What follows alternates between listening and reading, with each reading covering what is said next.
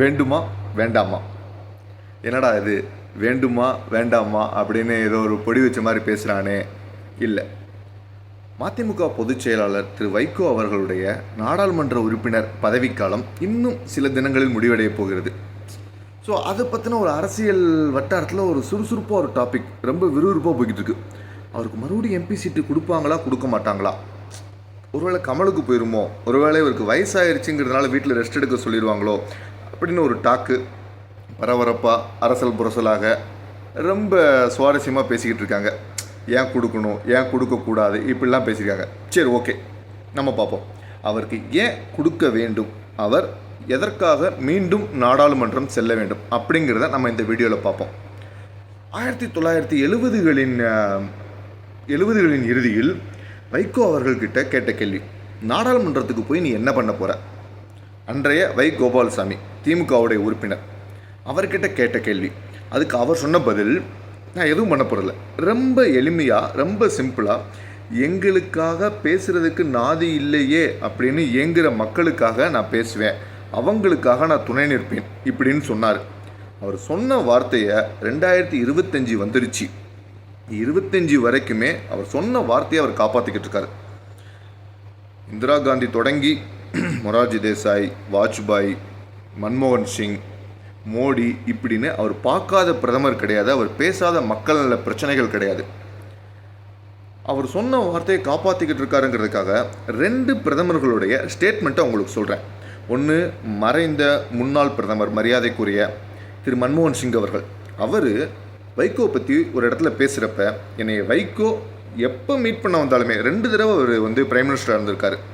அந்த 10 வருஷமுமே என்னை வைகோ எப்பெல்லாம் மீட் பண்ண வராரோ அப்பெல்லாம் மக்கள் நலன் சார்ந்த ஏதோ ஒரு கொள்கையோடு மட்டும்தான் வருவார், மக்கள் நலன் சார்ந்த ஏதோ ஒரு பிரச்சனைக்காகத்தான் வருவாரே தவிர ஒரு தடவை கூட எனக்கு இது பண்ணி கொடுங்க, எனக்கு அது பண்ணி கொடுங்கன்னு சொந்த பிரச்சனைக்காகவோ சொந்த தேவைக்காகவோ அவர் வந்ததில்லை.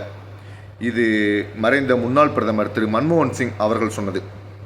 இன்றைக்கி பிரதமராக இருக்கிற திரு மோடி அவர்கள், அவர் என்ன ஸ்டேட்மெண்ட் கொடுத்துருக்காருன்னா, அவர் ஸ்டேட்மெண்ட் கொடுத்ததில் 2 இடத்துல கொடுத்த ஸ்டேட்மெண்ட் நான் ரொம்ப முக்கியமாக பார்க்குறேன். ஒன்று, தினத்தந்தி சம்மந்தப்பட்ட ஒரு நிகழ்ச்சிக்காக சென்னை வந்தவர், எவ்வளவோ விஐபிஸ் விவிஐபிஸ் எல்லாம் front line, second line, third லைன்லாம் இருக்காங்க.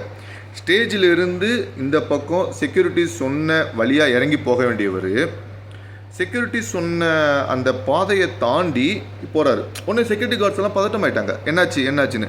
No, Vaiko is there, Vaiko அங்கே இருக்கார், அவர் நான் பார்க்குறதுக்காக போகிறேன்ட்டு திரு வைகோ அவர்களுடைய பேசி நலன் விசாரிச்சுட்டு போகிறாரு.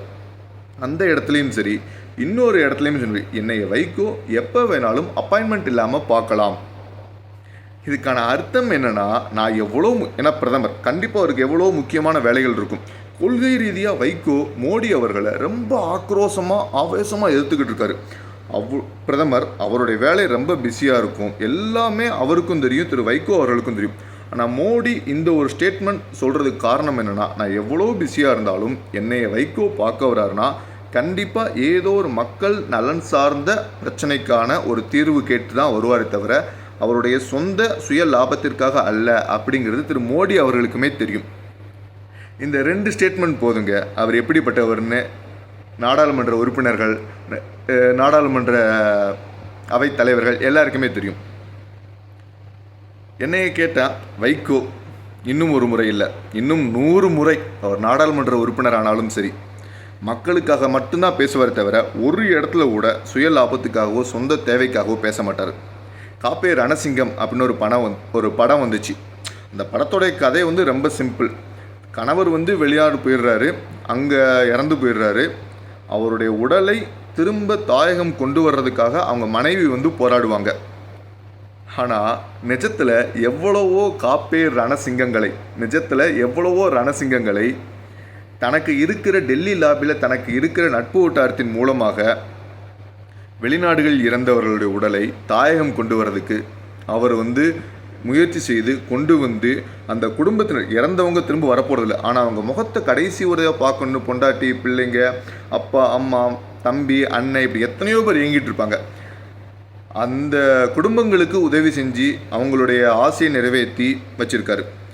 இது எல்லாமே அவருடைய நட்பு வட்டாரத்தை பயன்படுத்தி இன்றைக்கி இருக்கிற வெளியுறவுத்துறை அமைச்சர் ஜெய்சங்கர் மூலமாகவும் இதற்கு முன்னாடி இருந்த வெளியுறவுத்துறை அமைச்சர்கள், வெளியுறவுத்துறை அமைச்சகம், பிரதமர்கள் மூலமாகவும் இந்த சேவைகளை பண்ணியிருக்காரு. இதை அவர் இதுவரைக்கும் எத்தனை இடத்துல சொல்லியிருக்காருன்னு எனக்கு தெரியலை. இருக்கும், எத்தனையோ இடத்துல அவர் சொல்லாமல் விட்டுருப்பார்.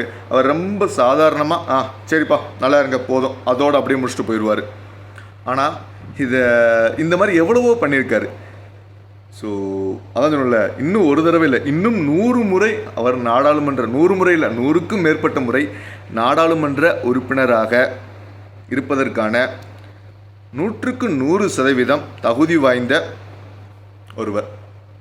நாடு நல்லா இருக்கணும்னு நான் நினைக்கிறேன், தமிழ்நாடு நல்லா இருக்கணும்னு நான் நினைக்கிறேன், அவரும் நினைக்கிறாரு.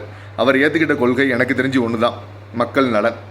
அந்த மக்கள் நலனுக்காகவே அவர் மீண்டும் ஒரு முறை, மீண்டும் 100 முறை, மீண்டும் 100 முறையும் தாண்டி நாடாளுமன்ற உறுப்பினர் ஆகட்டும்.